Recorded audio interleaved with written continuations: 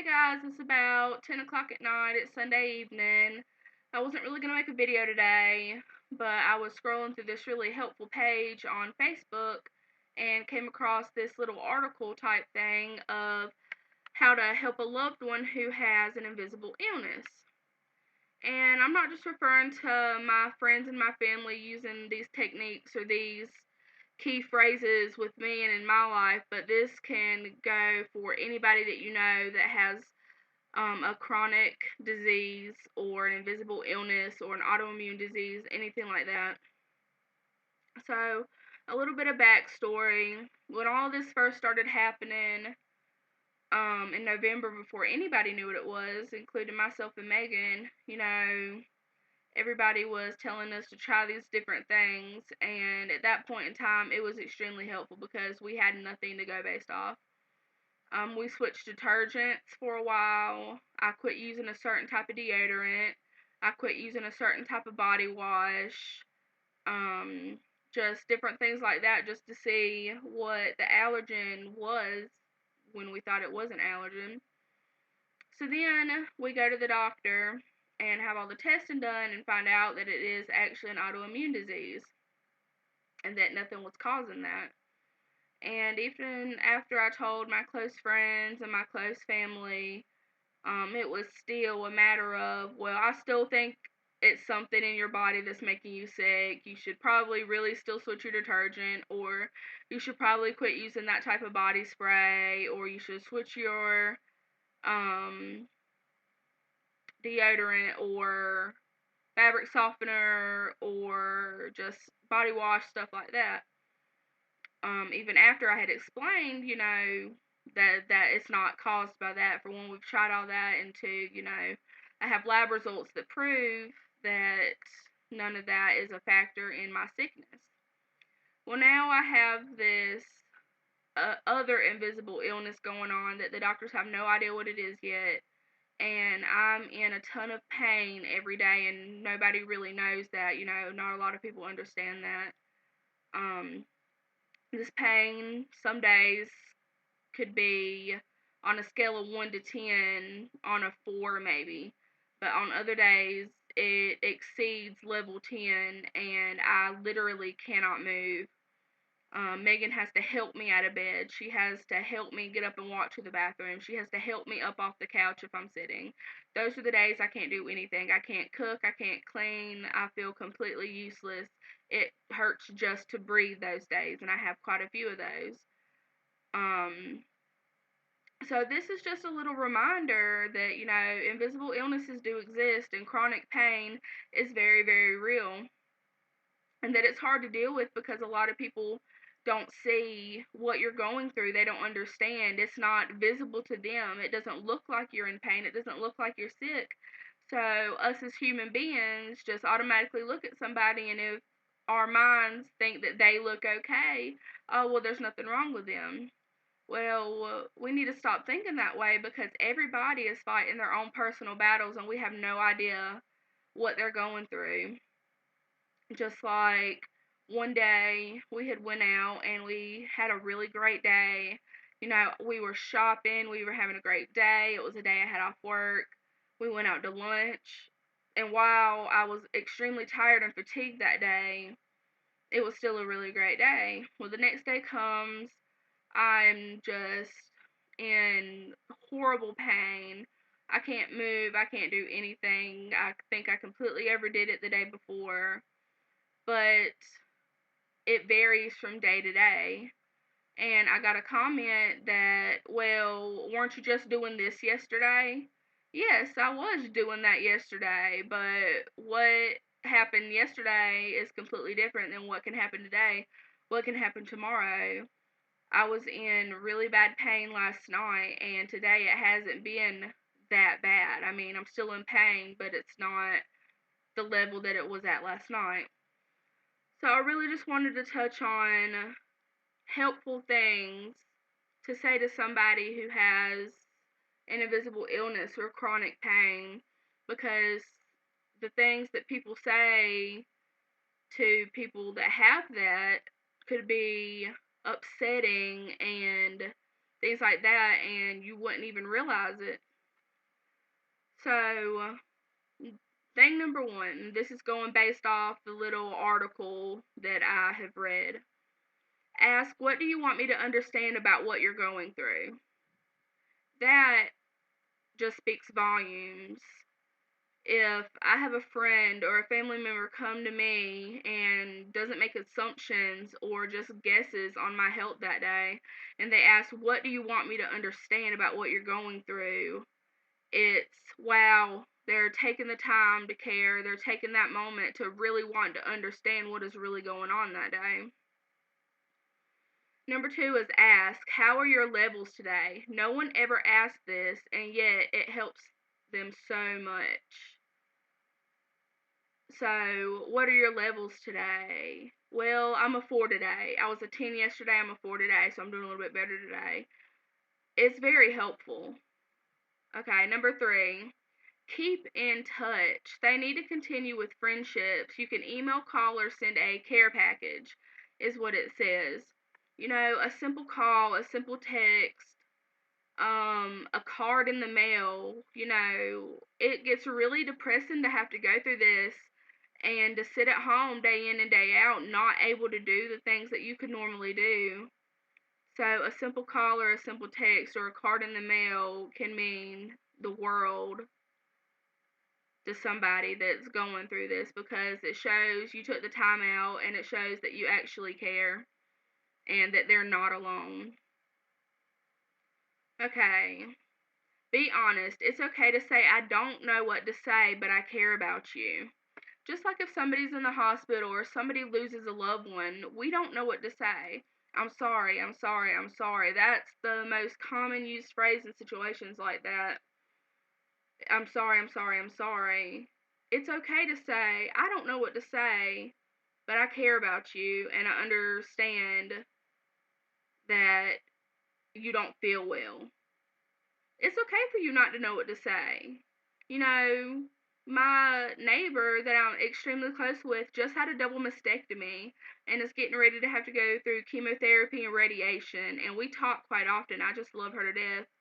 And I tell her, I don't know what you're going through. I've never had to go through this. My mama had breast cancer, but I don't know on a personal level what you're going through. But I'm here for you if you need to talk. And I care about you deeply. And that right there just speaks volumes.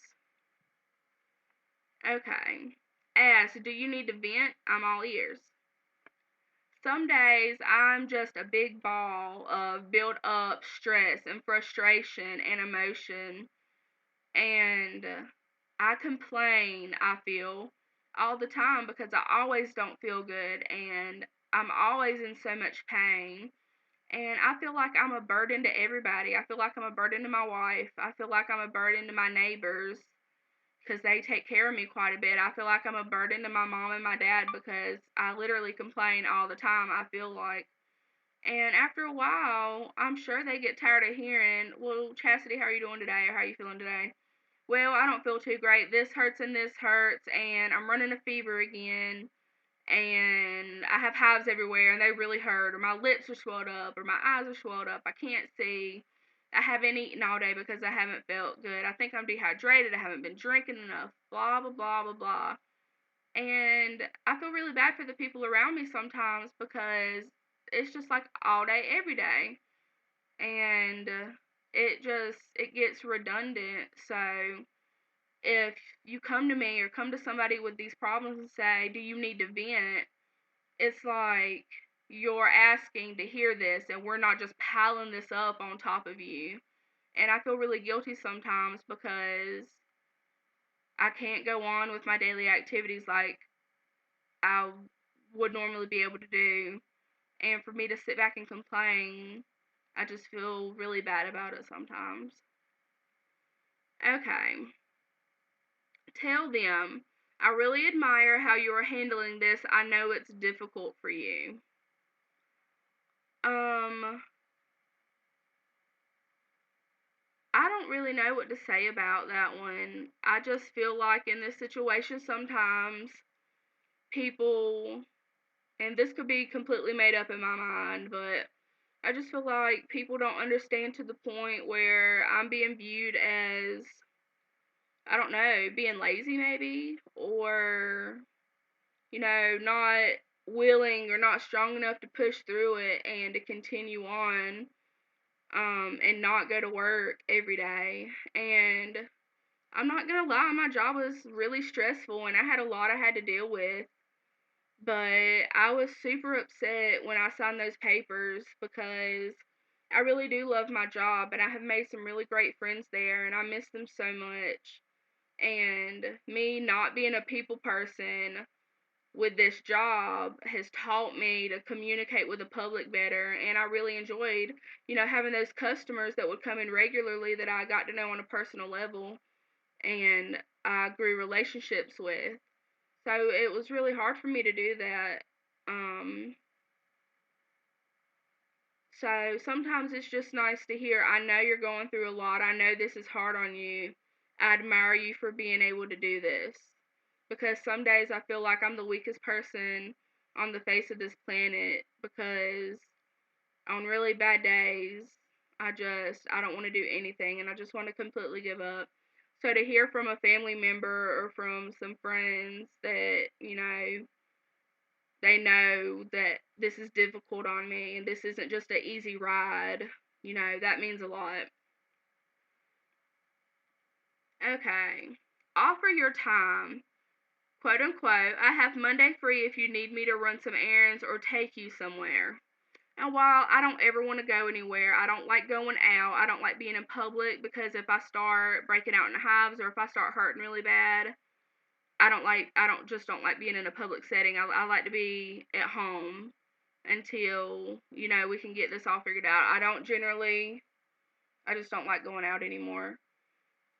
Um, but I really miss a lot of people and I don't get to see them as often. So sometimes, it would just be nice for some of my family members or some of my friends just to say, hey, I have this day off. I know you'll be home. Can I stop by for 5 or 10 minutes just to say, hey? I constantly love company. My neighbor's over here quite a bit, and when Megan is off work, she's always here with me. But, I just miss a lot of people that I don't really get to see a lot anymore. So that means a lot. Okay. It says provide emotional support. What a person suffering needs most is compassion and understanding.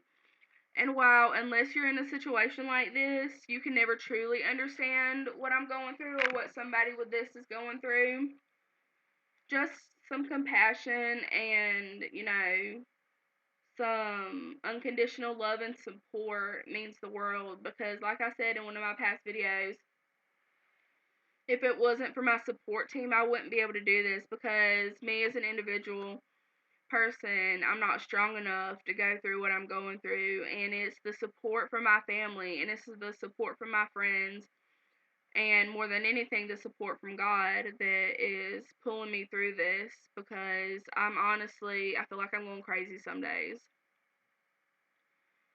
Okay, and the last one, goes back completely to what I was talking about earlier. It says recognize that what they could do yesterday may not be possible today. Don't question that. Every day is different.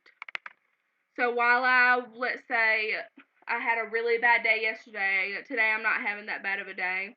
That is not saying that I won't have a bad day tomorrow or I won't have a good day tomorrow. If I would have went out today and just had a great time, if I would have went out to lunch today or if I would have went shopping today or things like that and just had a great day and I would just feel really horrible tomorrow, be at a level 10 tomorrow, it is very counterproductive for somebody to come to me and say, well, you were doing fine yesterday, what's going on today? That is completely not helpful. That puts me down a lot or puts people in this situation down a lot. That creates the doubt of, well, maybe they're not really sick, maybe they're making this up, they're not really going through this, they're trying to get the sympathy vote. Because let me tell you, I don't need sympathy from anybody. Trust that. I feel sorry for myself enough, which is something I'm really trying to get out of. I need support and I need love, and sometimes I need help. And Megan will tell you, I'm the world's biggest person for not asking for help. Um, it's just a pride thing, and everybody has it to some extent. But I've had to learn to swallow my pride a lot here in the last year and just buckle down and ask for help, because sometimes you can't go without help. Sometimes you need it. So, like I said, with that in mind, every day is different.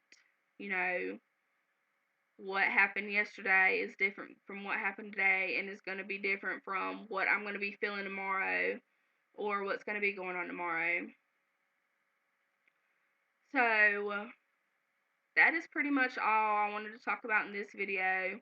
There's just a lot of things that people don't understand, and I'm trying to bring a little bit more of understanding and awareness to these situations.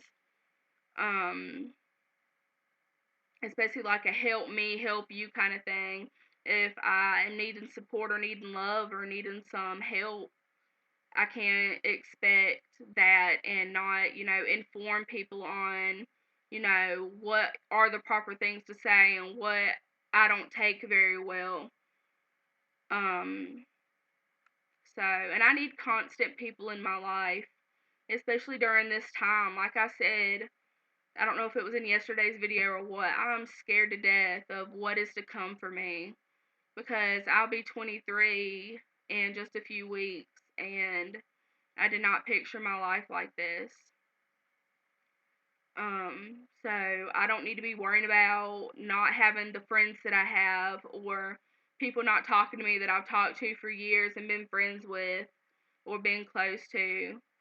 I need constant people in my life, and if I'm not able to have that, I said in my Facebook post last night, it's time for me to be selfish.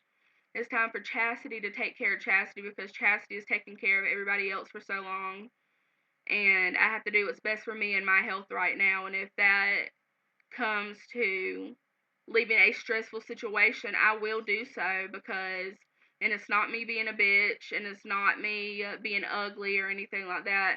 It is literally detrimental to my health being around stressful people or people who are bringing me down. So, with that being said, thank you for everybody who has been calling me, texting me, asking me how I am, Facebooking me, anything. It is much appreciated, and it is not going unnoticed. I had one of my really great friends from work text me at 2 o'clock this morning, and I didn't see it until obviously later, but it just meant the world to me, because at 2 o'clock she was thinking about me and wanted me to know that she loved me and that everything was going to be okay. It's little things like that that really put me in a better mood and give me the strength to move forward, knowing that I have the support system that I do. Anyway, sorry for another such long video, but I just get to talking about stuff and just can't stop. Anyways, I hope everybody has a great night. Thank you for listening to me ramble on once again. And I'll talk to you soon. Bye, guys.